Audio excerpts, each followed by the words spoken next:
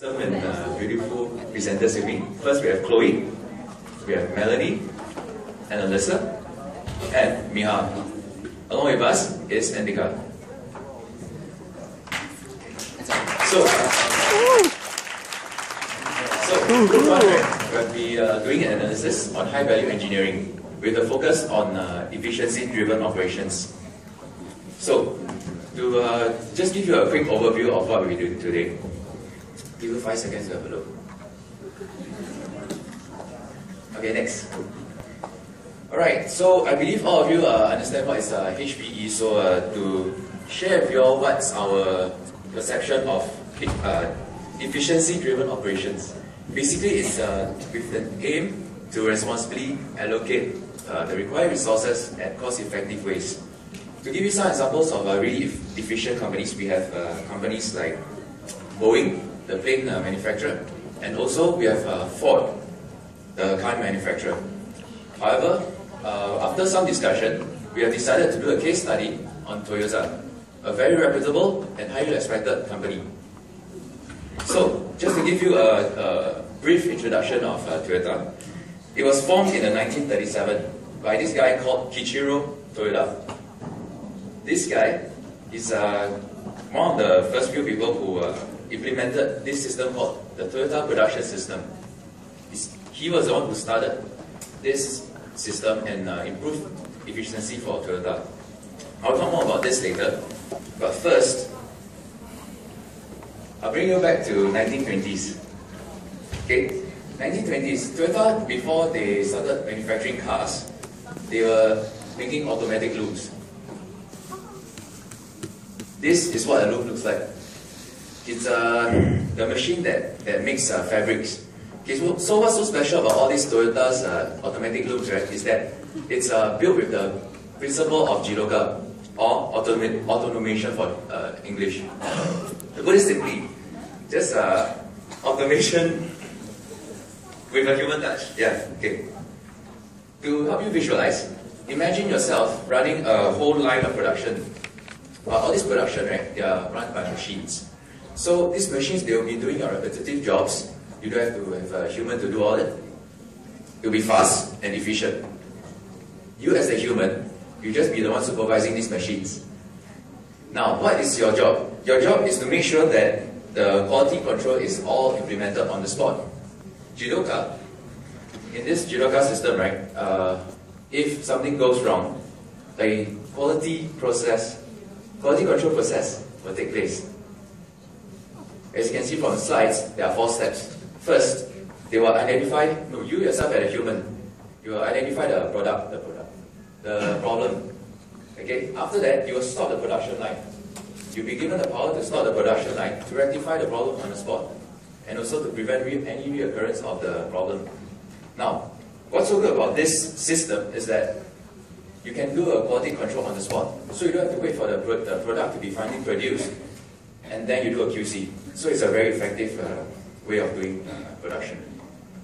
This Jidoka will later be implemented with a just-in-time production system. To give you a brief overview of just-in-time, basically, imagine manufacturers carrying any extra goods, right, will actually become wastage. So they only carry goods that are enough for the production. This combined with Jidoka will give you the Toyota production system, the TPS. So TPS was started in the 1950s and built with the focus on continuous improvement. As you can see from the graph, that on the left, right, we have just in time, talking about reducing wastage. On the right, we have Jidoka, talking about quality control. So TPS combines these two, and will give you these few results. First, you can produce products that are of highest quality at the lowest cost and at the speed shortest lead time. Okay, so this TPS is so effective that it actually helped Toyota a lot. Ever since the 1950s, they have been competing with the Nissan company, and eventually, somewhere 40 years later, they have managed to overtake Nissan. So this TPS system is so great. However, we have noticed that recently, ever since 2009, Toyota has been facing a lot of recall crisis. So that means they've been calling back our products because of defects and things like that. To be honest, there are many companies in the industry that does this recall. BMW does it, Nissan does it, including brands like Mercedes. Okay, but Toyota was very heavily affected by this 2009 recall onwards. So we have decided to, so we have wondered, we asked ourselves, what has caused this recall? And how Toyota does all these recall procedures? Okay, so I'll pass on my presentation to Chloe to continue.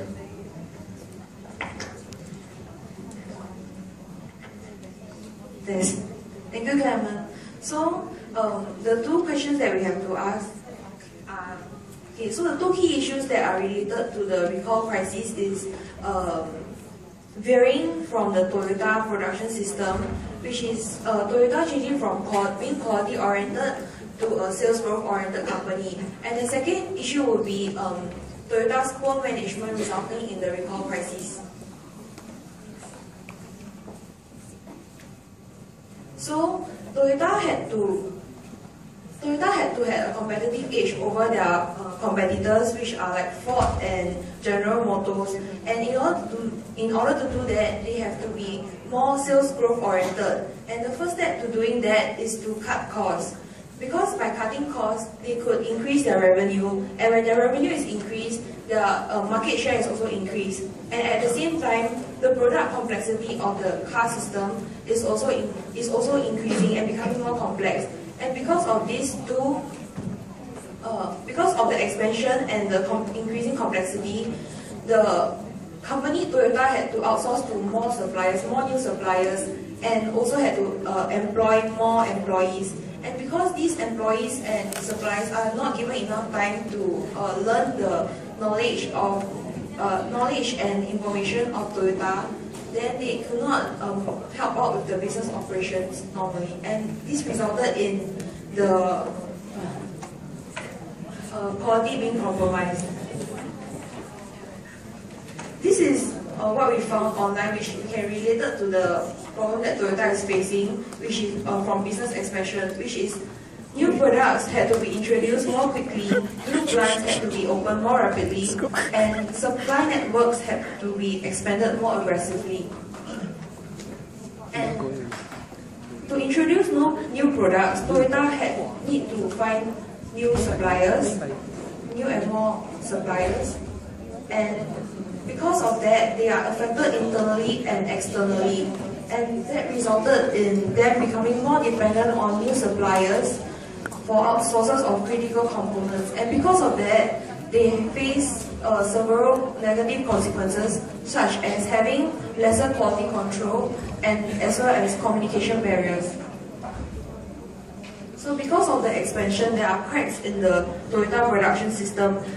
Because of the large number of new suppliers and new employees that are not adequately trained and taught of the knowledge, they are inexperienced enough. They are not experienced enough to help out with Toyota in their business operations. So next, I'll pass on to Melanie to talk about the recommendations. Thank you, Chloe. Morning, everyone. I will be recommending things to do for Toyota to do in regards to the issues that we have identified. So first issue that we have identified is the lack of trained labor. So what we feel that Toyota can do is by implementing Kaizen. Kaizen is continuous improvement, and it helps to create positive environment for the employees and also allows sufficient time for employees and suppliers to be mentored. So we know that Toyota actually has this in their operating system. However, we feel that they have not been instilling it properly into their operations. So to instill it into their operations, we feel that Toyota has to enforce the 9 Kaizen steps, which are as follows. So the next sub-issue that we have identified is the outsourcing problem. how we are going to counteract this issue is through effective communication. So the two things that Toyota has to effectively communicate to its suppliers is firstly, the operations and production system, and secondly, the performance measurements. In doing so, it will help reduce hiccups and miscommunication. I think I'll sleep for some time. After reviewing this operation process model, we found out that Toyota has been lacking in the analysis of their suppliers in selecting them. So we feel that Toyota has to analyze the suppliers properly in order to select the suppliers that are willing to share the risk and the same strategic direction as Toyota. So these suppliers are the more compatible suppliers to Toyota. So this will help to reduce waste and resources because Toyota will not be wasting time and resources in partnering with suppliers that are not compatible with them. So with that, I'll pass on the presentation to Annalisa, who will continue on with the second issue. So I'll be focusing on the recall efforts made by Toyota in 2009 and 2010 because we found out that Toyota were the least ready for this period of recalls if they are implementing recall procedures, so they were not efficient in it. So we identified the different issues. So these three are the main issues. They have a centralized company structure, which means that every decision is made by the Japanese HQ, and Miha will be talking about this later on. So the next one is they were slow to release information to NHTSA especially, and this led to tensions between Toyota and NHTSA. And then I'll touch on it more later in the later slides. So the last one is a contingency plan was not developed for the recall crisis. It meant that they were not able to have enough plans to respond to different crises, which meant that they were responding very slowly to the recall issues. Okay, so in this graph, you can see that the chart shows that the average recall frequency monthly in the automobile industry. So over the years, there's been a consistent recall frequency in the industry, and I would like you to focus only on the red line and the black line because they are Toyota and Honda respectively, and I will compare them later on. So it shows that Toyota has an increasing number of recalls monthly, but then compared to Honda, they have less than one recall per month. So the next one is a graph that shows the scales of recalls in 2013. Toyota had the highest amount, which was 5.3 million units. So compared to the other car manufacturers, it's the highest, and that's why we are focusing on Toyota. So moving on, I'll be focusing on the differences between Toyota and Honda in the way they handled the recall procedures. So Toyota only provided a brief coverage of the issues in news release, which meant that less audience were able to understand, and then it took a longer time for them to recall the products. Compared to Honda, they did a better job recalling the affected cars because they had conference calls with major stakeholders as well as news reporters that provided a wider coverage to the public. So their response was more impactful and swift compared to Honda, and which led, for Toyota, they led to a delay in the recall procedure. So the next point, it actually shows that Toyota consumed information from NHTSA and they blamed the user error. And then this led to NHTSA suing them, and they had to pay a lot of damages in the lawsuit. So one such case actually required them to compensate 1.2 billion. And however, for Honda, they actually cooperated with NHTSA and the suppliers, and they conducted an investigation immediately. And it showed that they had more transparency, and this led to them avoiding lawsuits, and they did not have to pay as much damages as Toyota. And the next one is a chart that showed how the government actually prompted Toyota to start the recalling process. So actually, they had they actually asked Toyota to go and investigate the causes because Toyota didn't want to. They keep saying it's a user problem. Then after that, the government realized that the problem is with Toyota, so they asked them to go for recall. However, they did not want to recall because they felt it was not necessary. So they actually ordered them had a court issue or something to ask them to do recall. Okay, so I'll pass it on to Miha to talk about recommendations for all these problems.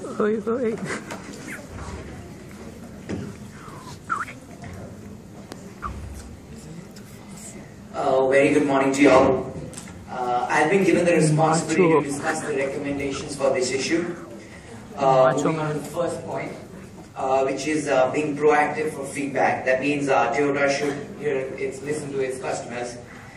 Moving on, voluntary conduct investigations, implement corrective actions, engage specialized team department in each country to carry out investigations smoothly and swiftly, which includes internal and external investigations. Introducing vehicle malfunction hotlines, which will help customers to contact Toyota at all times, or any other automobile industry can use this. Second point would be specialization. Toyota needs to indulge in a specialization on a global level. Then they have to get into decentralization, which means improve company structure, improve internal and external communication, and empowerment of employees. And last point would be contingency plan, more efficient response, and alternative strategies. These are theories which can be used, which can help them improve. Introducing global network operations by Prahlad and Dose, operation contribution by Hayes and Wheelwright, and crisis management with Terrell Heller and John R. Darling. Discussing the first operation would be GNO, Global Network Operations. Toyota has one major issue, which is centralized company, which also introduces to a structural issue, which is top-down hierarchy, slow to react on problems and resist changes, and inefficient crisis management. Example, this recall crisis we've been talking about. And then moving on to this model here, they are on the left top corner and they have to move all the way to the other side to have a good grab over crisis management and decentralize. The 3 C's: context, configuration, and capability. This model helps the company to carry out global network operations. The figure raises a few questions. How do global network contribute to overall competitiveness of a company? How do companies successfully compete with their global networks in different contextual environments? And how to consistently build desired network capabilities with appropriate organizational features. Moving on, discussing each aspect of the 3 C's, and to answer the previously mentioned questions, talking about context, it deals with increasing global competitiveness by the means of company has a more diverse and open perspective, respond to threats or change faster, more effective adaptation to foreign markets, and stable economic reputation. Capability. Capability deals with communication and sharing, effective management through different locations, languages, cultures, and time zones, combine best practices of the brands through global product development systems, gather diverse technologies and talents. Another point to add to is integration and synergizing. Encourage teams to collaborate in diverse manner to get various open, effective solutions. Work towards common goal of achieving economies of scale and become customer-oriented company, and focus on quality international operations. The last point to add to it is configuration, clear vision and goals of every management and employees' understanding. To configure, it's important to support innovation and learning. Encourage bottom to up flow generation of ideas, and autonomous company systems in international branches. Another point to add to is to support adaptation and restructuring. Decentralization of company structures with headquarters influence, flexible supply chain management, focus on responsiveness, and these 3 C's you can see are empowered by path, structure, and performance, which is very important for the integration of the whole model. Moving on to the other theories I talked about, one is operation contribution. As you can see the figure here, it said in operations Toyota is at stage 4. That means they're like the pioneers of lean operations. They're the one who invented it and they're the one who's successfully been running it. And that has been the key of their survival in all crisis situations, including their quality issues and as well as their recessions. They fought back just because of this backbone in the system. Moving on to another point is crisis management. Toyota is in stage 1. This is one field Toyota is suffering and has costed them a lot of physical and monetary resources. I would like to explain it with the help of a figure which shows us 4 stages of crisis management. First stage being preliminary crisis and moving on to other 4 stages. I will discuss preliminary stage. Given an example from Toyota, they had to recall 55,000 units initially for the floor mat issue, which also caused a couple of accidents over the years. But they took no immediate corrective actions. I would recommend them to turn crisis into opportunities. These are opportunities to win over customers. Giving a case example from General Motors and how did they handle the similar situation, and Toyota should have adapted the similar situation, is publicly apologize for failure on time, not delaying the process.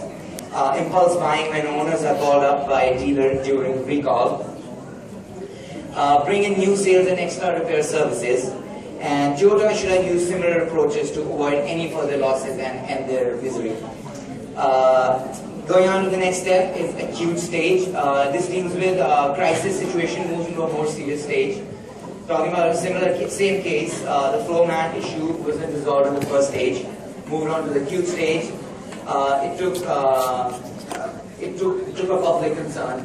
It went into the media, which led to a massive recall in a later stage. Today, Toyota has the action to provide inaccurate and misleading information. Basically not providing the customers with the appropriate customer service they deserve. They should have handled their situation transparently.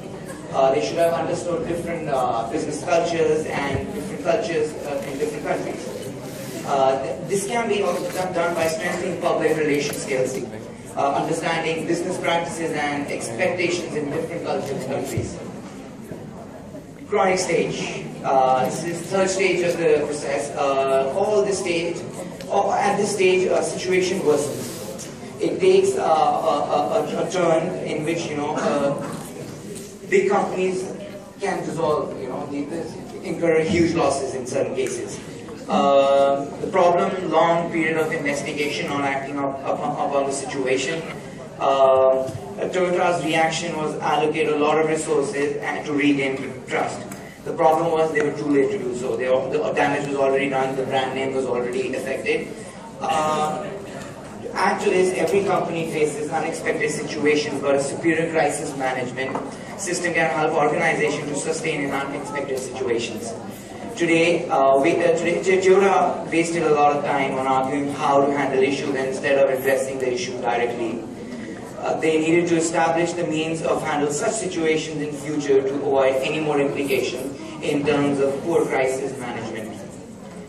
The resolution stage. This stage basically deals with fighting back to crisis. Adopted a wrong approach, denial at initial stage, mitigated safety problems, which was not required. They should have really acted upon it immediately. Toyota's reaction, the public apology and recall and malfunction. And I already mentioned they were too late to resolve. Recommendation: investigate cases in early stage. Engage in effective crisis management team. If Toyota could have proceeded into the crisis resolution stage in a very early stage, like in the preliminary stage, they would have resolved this issue in a very primary stage and avoid all this confusion and chaos. To conclude our presentation, I would like to give a recap of, we talked about high value engineering, we talked about Toyota production system, and we did a case study on Toyota, dissected the major issues faced by them, and then provided with recommendations and solutions. And now further concluding our Toyota case study and establishing a general proof in the automotive industry that DPS is used by many other companies. many huge companies, cars, planes, and different steps are involved in different industries. But proof in automotive industry that GPS is used by many other companies, and it is foolproof system, and it is not possible to have any defects from the factory floor unless it's some technical flaw or something like that. Which has brought us to a point that car companies, in this case Toyota, shift their focus from production, from quality to sales growth. That caused the quality of the cars to drop, causing so many complications in their structure, affecting the whole production system.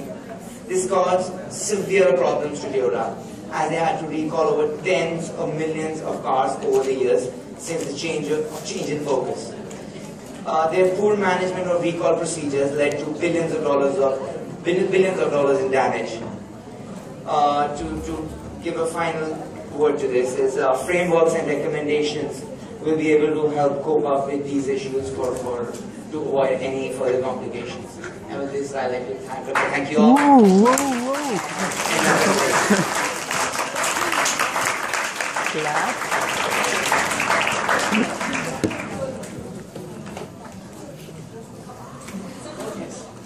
I'm going to ask, are there questions?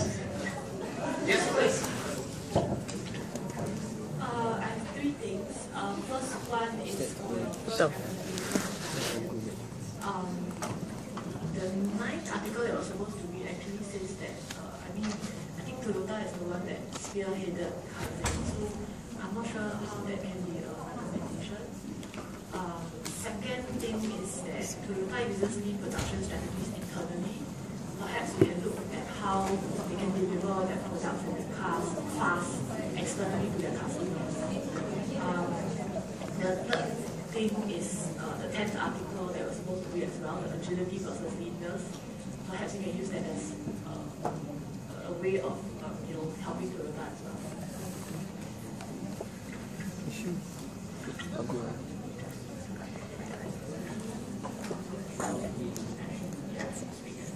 Hi. To address your Kaizen question, because we found out that Toyota does not strictly adhere to the Kaizen principles. That's why we recommended that to them, because we think that if they strictly enforce it, as I have said previously in the presentation, they would not have so many of this much problems. Yeah. Sorry, can you repeat your second question?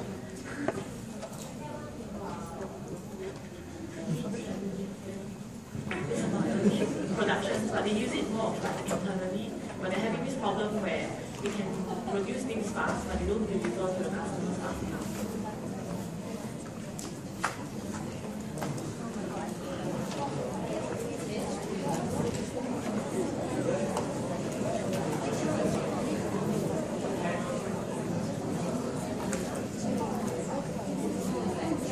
Sorry, you're saying that the problem arise, as in you have identified the problem, is it? May I know when's the problem? Like when did it came out? When you deliver the products to the customer, it takes a long time. As in currently the problem is it?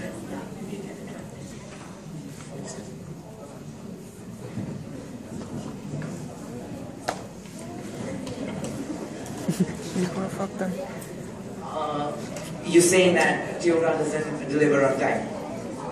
Okay, the main reason of Toyota production system that has this lean production system is a Western name. The original name is Toyota production system. The reason it's there is one. I'll give you a full overview.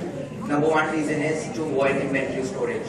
They make stuff as per demand. Alright? So the reason for not meeting the demand is probably miscommunication. That's what we're talking about. We're talking about that miscommunication. They have denied the principles the company has been built on. Quality was another name for Toyota. Now it isn't. We showed a graph for 2013, highest number of recalls compared to any brand. GM Motors is leading in that. GM Motors. They're not known. American brands are not known for their quality, and they're not even competing in that. Alright, so this is what we talked about for the presentation, is that they shifted from the main principle of being quality, efficient, being effective in delivering. They had management issues, which we saying we give a recommendation of decentralization. Decentralizing. That would answer your question, because if they decentralize, they can cater to a higher, more number of audience or more number of customers, so that they can reach them and provide them with all the services they require. That's one root cause. This, I guess, we covered it.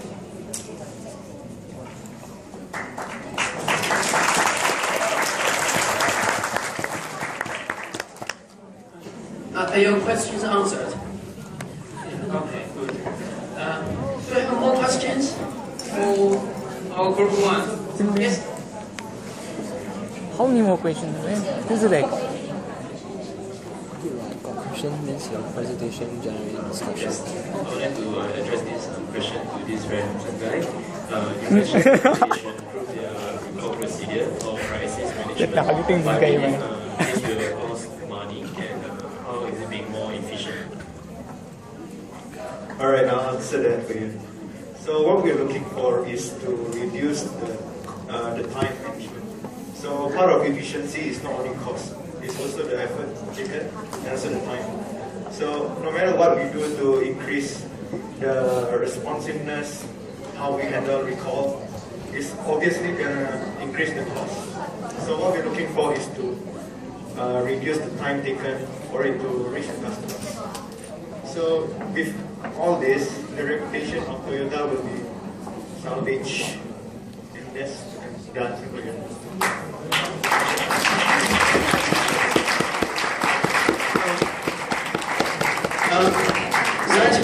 That is a very important question. As I observed, and my feeling is through your presentation, it is a very good review of the recalls, of the car recalls case in Toyota. It's very important and it's relevant to the operations efficiencies. And you can make arguments by various ways. One of it, as you just described, is the importance. Another possibility is to make such linkage. Because remember, you have to remember your task is efficient operations management. That is a task for your group work. So another potential way to draw the line, to make the linkage, is to think about trade-offs between different operations objectives. You have efficiency, innovation, flexibility, and so growth, and so on and so forth. So many different things one organization would like to do. However, how to make the trade-offs? Are you able to achieve all of them at the same time, or is it impossible to do so? And which one is more important? What's the implication to your operations process as you use the three theories? One is organization structure, and is operations capabilities, and network organization.